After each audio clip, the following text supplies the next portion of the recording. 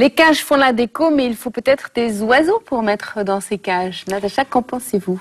Oui, je pense que c'est pas mal. Même si Philippe nous propose d'y mettre des plantes, je trouve que les agrémenter avec des oiseaux, c'est très bien. Un petit conseil d'ailleurs pour ceux qui souhaitent acquérir un oiseau et surtout choisir la cage, parce qu'il faut vraiment faire un choix très réfléchi par rapport à la cage. Des oiseaux qui sont plutôt des grimpeurs, comme les perroquets, vont apprécier des cages en hauteur, alors que les oiseaux qui aiment bien voler auront besoin d'une cage plutôt en longueur. Ça, on n'y pense pas forcément. Ça paraît logique pourtant. Ça paraît logique, mais ce n'est pas forcément une idée qui nous vient en tête tout de suite. Alors, parmi les oiseaux que l'on retrouve dans les cages, il y a une espèce d'oiseau qui est absolument emblématique. C'est peut-être l'une des plus familières et des plus attachantes, c'est le perroquet.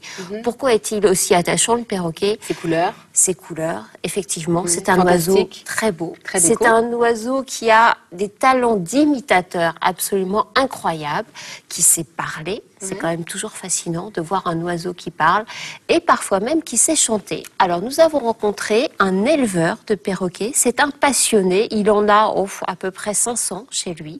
Et puis, il nous fait découvrir, vous allez voir dans ce reportage, quelques-uns de ses plus beaux spécimens. Vous allez découvrir des perroquets tout petits qui viennent de naître, jusqu'à des oiseaux adultes qui sont bien sûr pleins de talent. Regardez.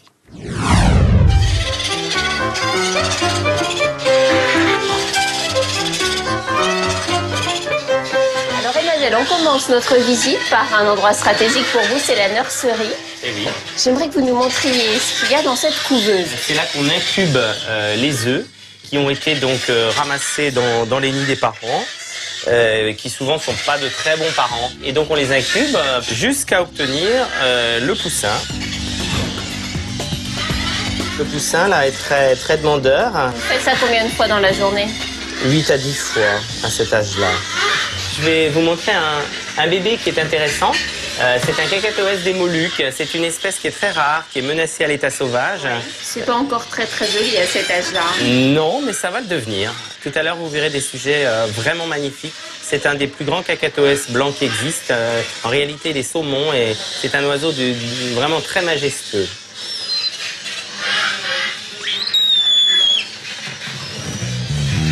Alors voilà les frères ou sœurs. C'est la même famille que le petit qu'on a vu tout à l'heure. C'est la même espèce, exactement. Voilà. Et là, donc, on a la petite huppe qui commence à sortir. La petite voilà, là, il n'y a pas encore trop de plumage, parce que le plumage est en train de sortir. Exactement. Voilà. Il n'est pas agressif malgré la puissance de son bec et de ses pattes. C'est vraiment un oiseau qui sait être très câlin, qui sait être très gentil et qui présente aucune forme de danger. Cacatoès nasique, très rare en captivité, très commun en Australie. Et c'est un pitre, c'est un joueur. C'est l'oiseau des magiciens, c'est l'un qui travaille dans les cirques. Et le voilà parti. Il va pas s'en aller bien loin. On va aller le récupérer quand même.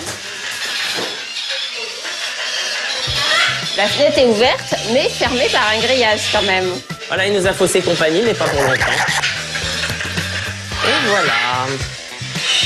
Alors, est-ce qu'il est méchant? Regardez un petit peu ce bel oiseau. Non, il n'est pas méchant. Et effectivement, il fait attention quand même. Il s'accroche pas trop fort. Donc là, on est dans l'une de vos grandes volières extérieures, Emmanuel. Voilà, c'est une volière d'appariement où on a mâle, femelle et où les oiseaux vont pouvoir se choisir. On a un très beau haras bleu là-bas. Oui, ça c'est un haras hyacinthe. C'est un haras qui vit au Brésil. Je vois qu'il y a juste à côté de nous leur nourriture. Ça, c'est la nourriture habituelle. C'est ça, c'est un mélange de graines, de type de ce que vous pouvez trouver en animalerie, qui sera très bénéfique pour leur santé. Et alors, le voisin? Le voisin, qui est un Cacatoès des Moluques. Donc ça, c'est la maman du petit qu'on a vu tout à l'heure. C'est ça. Elle a vraiment une houppette incroyable, celle-ci. Oui, c'est un oiseau qui a une huppe saumon, qui est effectivement une particularité des Cacatoès. Des oiseaux assez étonnants, hein, avec cette tête très jaune. On l'appelle la conure dorée. C'est une espèce qui vit le long des cours d'eau et qui adore vivre en colonie, ce qui est déjà un peu plus rare chez les perroquets. Elle vit volontiers en groupe. Alors Emmanuel, pour nous gâter aujourd'hui, vous nous avez en plus amené l'un de vos amis, Loïc, qui lui aussi est passionné par les perroquets et par les grilles du Gabon spécifiquement. Spécifiquement, oui. Là, ce sont des bébés que vous nous avez amenés. Ce sont des bébés qui, effectivement, qui ont entre 1 mois et demi et 2 mois et demi. Là. Eux n'ont pas encore appris à parler. Non, pas encore, pas pour l'instant. Ils disent leurs premiers mots à partir de 10 mois, souvent leur prénom. Et puis à partir d'1 an, là, ils commencent vraiment à bien parler. Ils sont très attentifs à ce qu'on dit dans la maison et ils répètent d'eux-mêmes en fait. On dit qu'un gris du Gabon adulte a l'intelligence d'un enfant de 5 ans. Donc il faut faire attention à tous les mots qu'on prononce. Oui, effectivement, effectivement. Eh bien, j'aimerais qu'on termine ce reportage en chanson avec un oiseau d'Emmanuel qui chante, mais alors juste quand il est décidé. Donc on va croiser les doigts, voir si il ou elle. Il faut demander à Iris, la demoiselle, si elle est décidée à chanter. Alors Iris, tu nous chantes une petite chanson, Iris?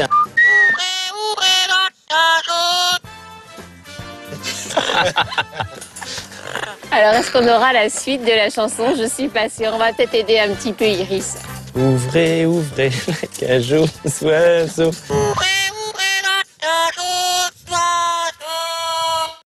Mais Natacha, est-ce qu'il est possible aussi d'apprivoiser des canaris et des perruches? Alors oui, bien sûr, ce sont des oiseaux qu'on apprivoise, mais on ne va pas les faire chanter comme ce perroquet que l'on a vu dans ce reportage. Il est incroyable. C'est une voix off, ça, non? C'était vrai? Absolument pas. C'est lui qui chantait vraiment. Et en plus, il nous a fait des ta pires voix misères off, parce non? qu'il chantait à merveille, sauf au moment où on a voulu le filmer. Là, il s'est dit non, je vais jouer la star. Alors oui, les perruches, comme ces très belles perruches que nous avons dans cette cage, ce sont des animaux qui sont très agréables à avoir dans une maison parce que ça fait une jolie compagnie. C'est agréable à regarder. C'est Un joli bruit. Oui, alors ça ne fait pas trop de bruit quand même. Non, la mais c'est perruche, gai, ça justement. va, c'est gai, effectivement. Et puis d'entretien, c'est relativement facile. Nous avons ici deux canaris, un couple de canaris. Là encore, ce sont des oiseaux qui sont agréables à avoir au sein d'une maison. Ils vont faire des petits, le couple de canaris? Justement, quand on choisit un couple? Ça dépend. Alors, si on veut qu'ils fassent des petits, il faut leur mettre dans leur cage un nid. Mais alors, attention, c'est comme pour la cage tout à l'heure, il faut choisir un nid qui soit adapté à l'espèce.